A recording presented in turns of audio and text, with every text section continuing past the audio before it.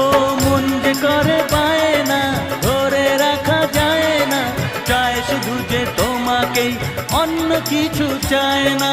জানাই তোমাকে তা দুটি চোখের ভাষা, এই তো ভালোবাসা।